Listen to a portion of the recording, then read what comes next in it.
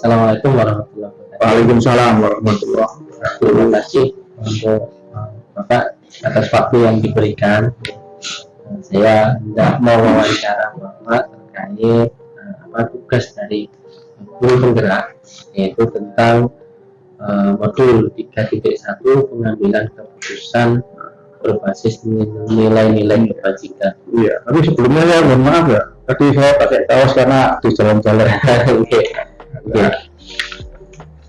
Ini dengan tujuan bahwasanya CGP dapat menyelesaikan program guru penggerak, terus CGP mendapatkan wawasan tentang pengambilan keputusan dari Bapak Kepala Sekolah. Yang ketiga, CGP bisa mengambil pelajaran tentang metode dan langkah-langkah dalam pengambilan keputusan. Tujuannya seperti itu. Dengan ini diharapkan CGP mampu menerapkan atau mengganti sharing pengalaman dari Bapak Kepala terkait bagaimana cara Kepala Sekolah mengambil keputusan di saat kasus-kasus yang itu ada dilema. Jadi kami mulai untuk pertanyaan pertama, silakan.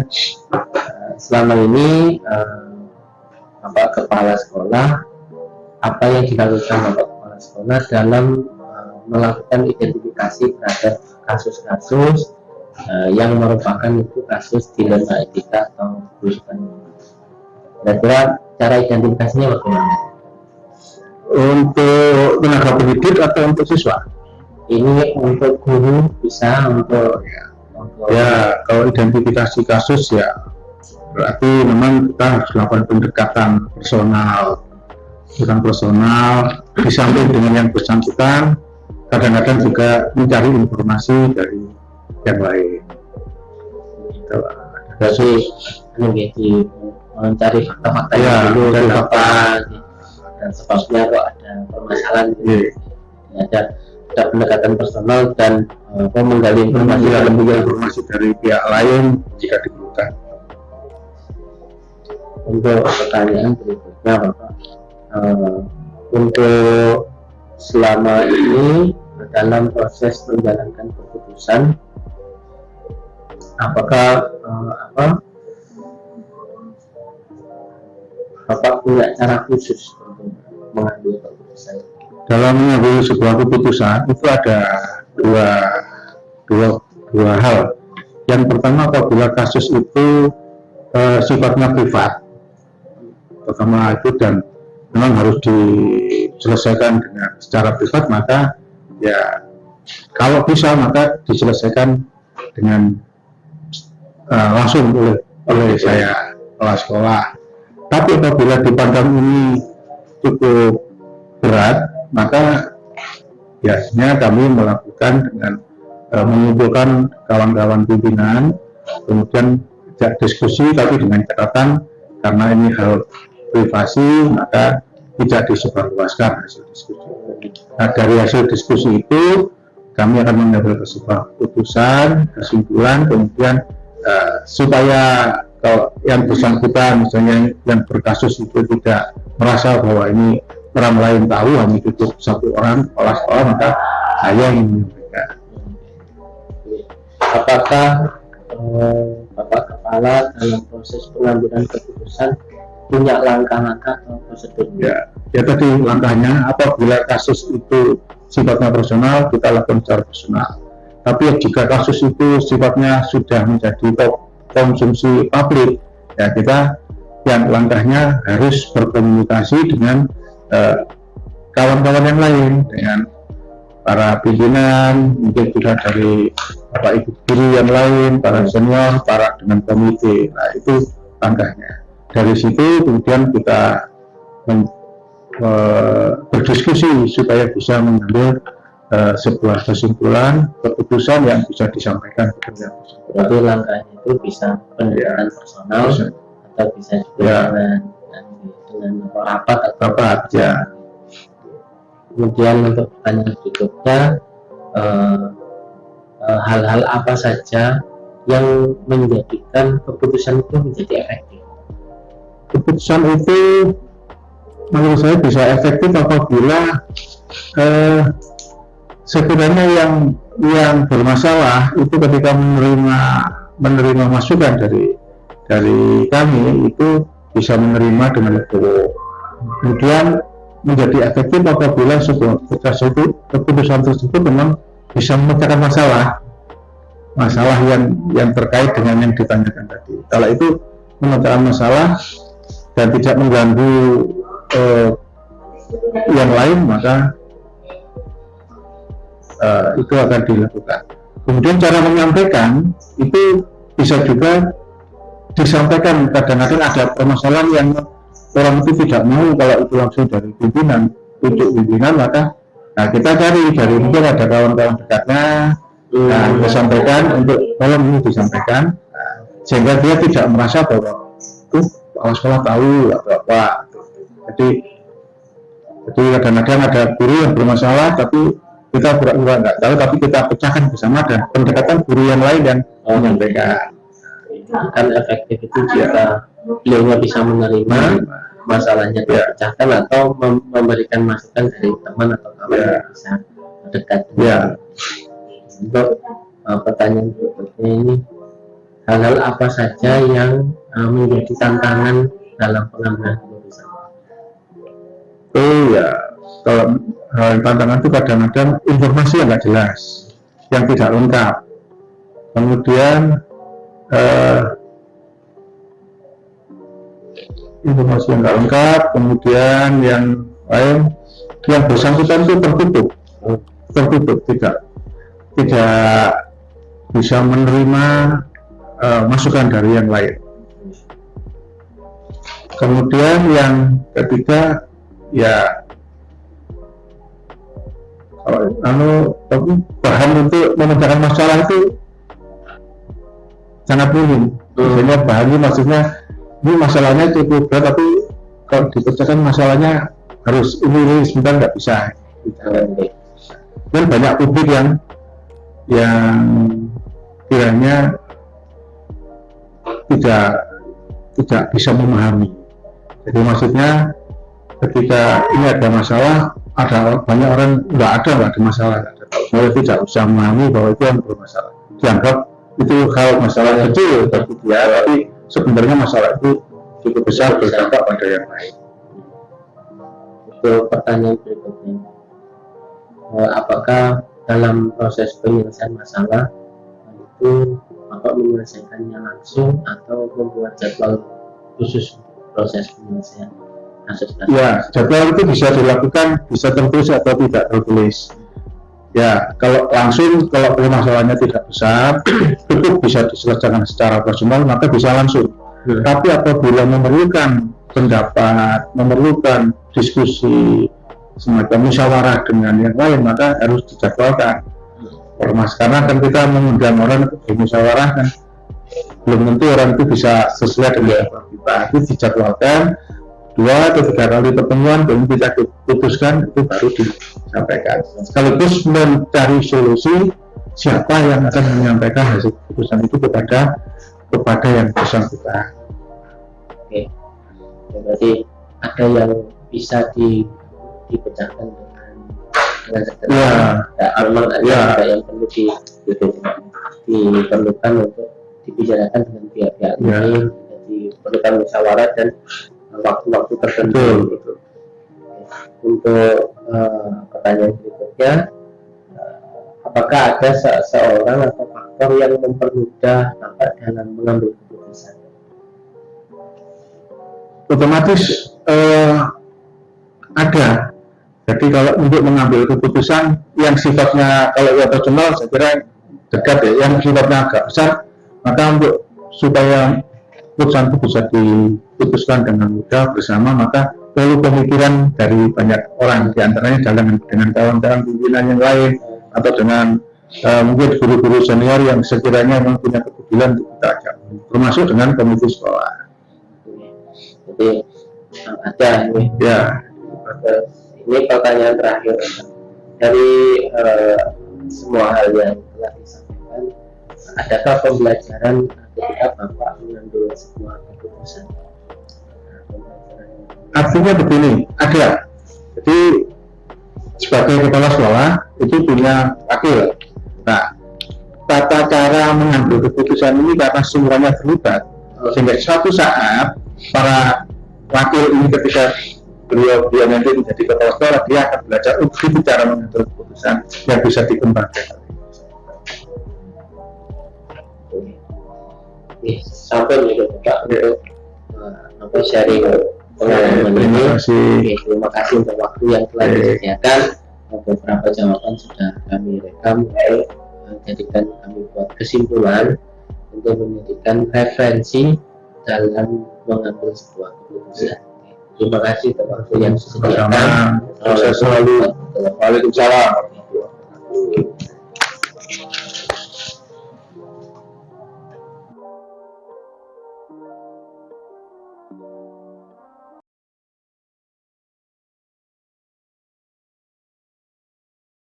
Oke, assalamualaikum warahmatullahi wabarakatuh.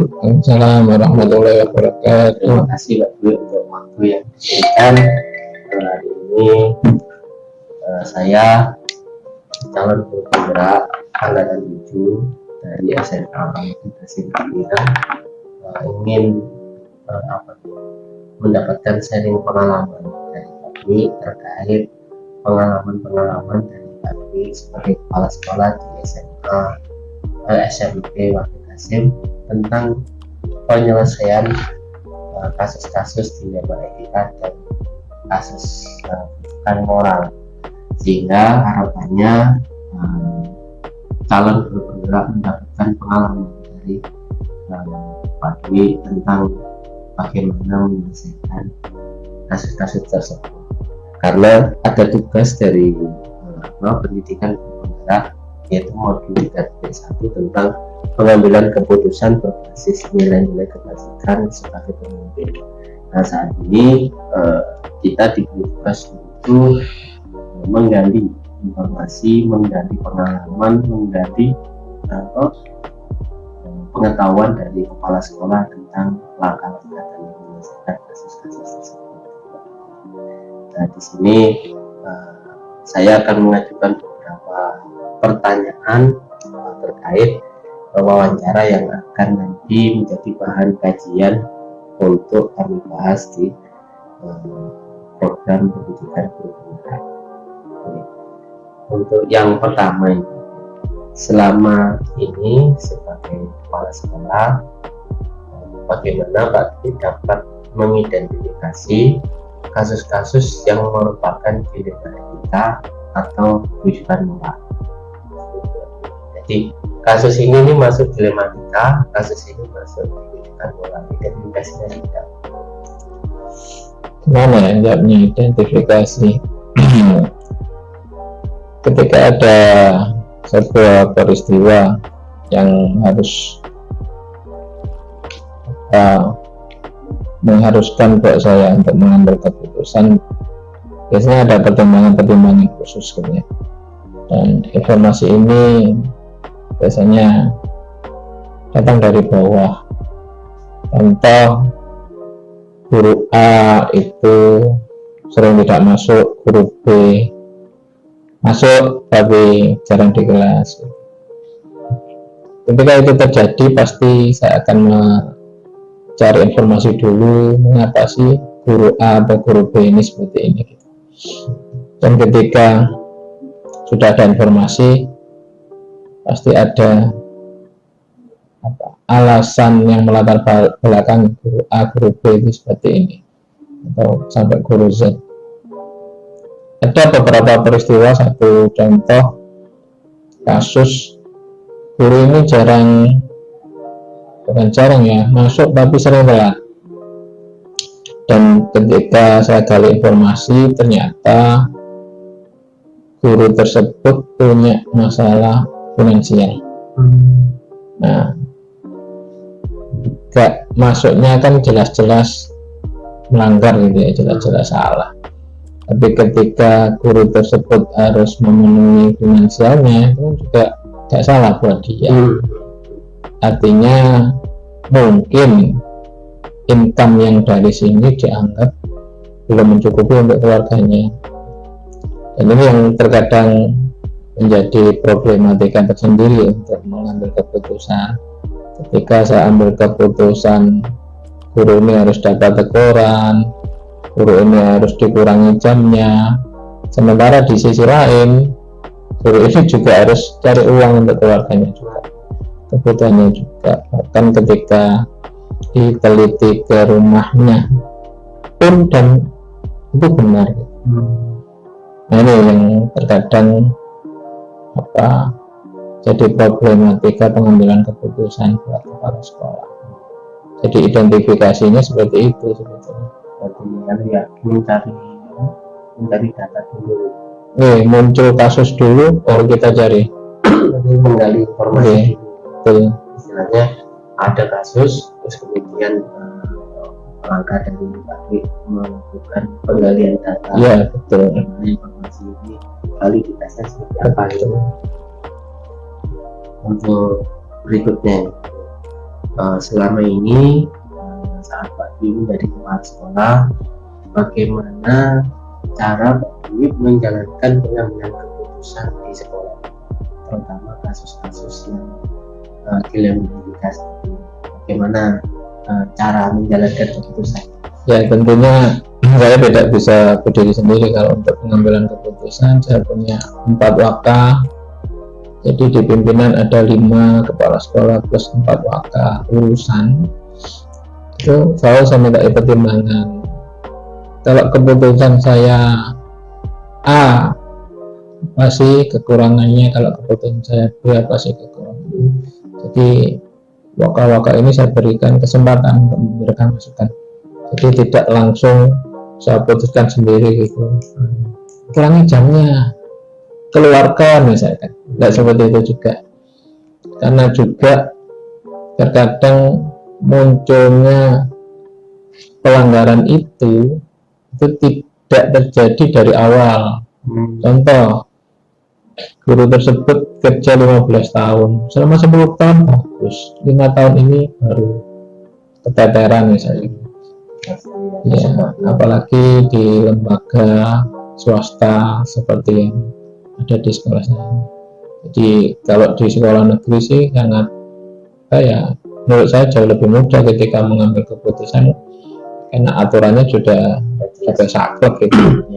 Walaupun aturan di yayasan juga pakem juga, tapi biasanya kalau ada faktor-faktor lain yang perlu dipertimbangkan ya harus dipertimbangkan, jangan langsung diputuskan sepihak. Berarti melalui proses diskusi dan musyawarah dengan pimpinan. Untuk pertanyaan berikutnya, apakah Pak Dwi membuat langkah atau prosedur dalam mengambil keputusan? Jelas. Jadi ketika harus memutuskan sesuatu, ketika sudah menggali informasi latar belakangnya kenapa, pasti ada tindakan pertama, tindakan kedua sampai tindakan ketiga. Artinya kalau anak-anak itu ada surat peringatan gitu ya. Jadi ada SP1, SP2, SP3, tapi tidak juga serta-merta ketika sudah SP3 kita langsung mengeluarkan begitu saja gitu ya. Ya tidak serta-merta gitu. Nah, di balik pembinaan yang kita lakukan itu kan pasti ada proses perubahan nantinya. Proses perubahan itu yang kita lihat nanti, apakah ketika sudah diperingatkan itu kok tetap Anda kan tetap sampai 3 kali, mungkin yang pertama kali kita lakukan adalah pengurangan jam ngajar gitu. Jadi tentu kompensasinya adalah gajinya akan berkurang gitu. Ya. Jadi, Artinya humanisme masih kita kedepankan. jadi kan ada prosedurnya, Dan ada tahapan-tahapannya, peringatan, kemudian surat, ya, sampai akhirnya kita ditunggu respon baiknya. mungkin lebih tepatnya ketika harus ada pembinaan, yang melakukan pembinaan dulu adalah Waka Humas dan Ketenagaan dulu, tidak langsung ke kepala sekolah gitu. Karena tahu kenapa ketika ada di ruang kepala sekolah itu sudah ruangan yang sakral gitu. Beberapa kali ada guru yang saya panggil padahal bukan karena kasus, itu pun sudah ngejar gitu. Ya, oke. Seperti itu. Kemudian ini pertanyaan berikutnya, hal apa saja yang efektif di dalam pengambilan keputusan? Paling efektif itu adalah diskusi. Oh, gitu. Jadi ketika sudah ada masukan dari pimpinan yang lain, kita diskusi dengan yang bersangkutan. Oh, iya. Ya, nah ini juga sebetulnya bagus, tapi juga jadi dilematika juga buat kepala sekolah itu. Guru ikut program pengajar praktik gitu ya. Padahal jadwal pengajar praktik itu pasti akan mengganggu jadwal mengajar guru tersebut. Itu kan kita juga nggak bisa serta-merta harus, berarti harus dicarikan guru pengganti. Apalagi keterima yang sekarang ini lagi viral P3K. Ketika guru keterima P3K, kan otomatis harusnya kita mengamankan sekolah dulu. Tapi di sisi lain kan yang keterima ini juga butuh pemasukan juga. Kita bisa saja loh saat pengumuman di bulan apa ya kemarin itu, langsung misalkan statusnya yang jadi GTI kita turunkan jadi GTT, artinya kita benar-benar aman ketika sewaktu-waktu guru tersebut akan menerima SK. Itu juga masalah untuk kepala sekolah. Istilahnya kasihan. Iya. Berarti Walaupun sebetulnya setelah diangkat kan guru-guru tersebut lebih terjamin gitu ya. Tapi saat belum SK belum turun kan ya keluarganya butuh ruang. pemasukan. Oke, berarti yang paling efektif itu harus berdialog. Iya. Dialog dan melibatkan orangnya untuk diajak. Untuk pertanyaan berikutnya, hal apa yang menjadi tantangan dalam proses pengambilan keputusan? Tantangannya adalah berhadapan dengan teman sendiri. Jadi sudah bekerja lebih dari 15 tahun, tiba-tiba suatu saat ada guru yang melanggar aturan, sementara guru tersebut sudah akrab. Nah itu tantangan buat kepala sekolah, harus berani. Kalau teori motivasi yang saya pahami itu kan ada teori X, teori Y gitu ya. Teori X itu kita memberikan motivasi dengan pujian gitu ya. Ini berlaku untuk guru-guru yang semangat, yang fokus, yang berprestasi. Itu biasanya motivasinya cukup dengan dipuji gitu ya, bagus Bu, teruskan. Tapi ketika kita pakai teori Y, harus keras gitu. Ini yang menjadi tantangan. Jadi ada guru yang memang harus dikeras, bahkan walaupun kita sudah kenal, dan ketegasan itu yang diperlukan. Jadi tantangannya adalah menerapkan ketegasan itu kepada guru yang kita sudah kenal. Kalau tidak mengenal kita dekat gitu tidak ada masalah, nggak ada beban. Atau ke guru yang lebih senior, jauh lebih senior, bahkan mau pensiun gitu ya, hingga 2 tahun lagi. Biasanya itu tantangan tersendiri untuk mengingat masa baktinya sudah. Iya. Berarti kan tantangannya adalah penerapan. Ya. Tantangannya adalah seberapa berani kita harus menjalankan aturan itu kepada guru-guru yang saya maksudkan tadi. Berikutnya ini, apakah dalam menyelesaikan kasus-kasus tersebut, Pak Dwi itu membuat jadwal khusus atau langsung diambil keputusan saat itu? Kalau dibuatkan jadwal, kita secara periodik ya melakukan pembinaan ke guru-guru walaupun tidak harus pemanggilan. Jadi ada media briefing harian itu yang kita pakai untuk melaksanakan pembinaan, artinya tidak harus ke satu orang gitu. Ketika itu kita lakukan, itu sangat beda sekali dengan ketika kita harus memanggil seseorang tersebut. Contoh, namanya misalnya siapa ya, Bu Aten misalnya. Bu Aten ini melakukan pelanggaran. Ketika Bu Aten harus saya panggil ke ruang kepala sekolah, sama Bu Aten harus saya ingatkan di forum, itu sebenarnya lebih efektif Bu Aten diingatkan di forum, karena satu, tidak merasa dipanggil, dua, tidak merasa dihakimi, tapi kena ke Bu Aten itu. Dan itu yang mungkin yang trik yang sering kita lakukan. Jadi kita bahas di forum.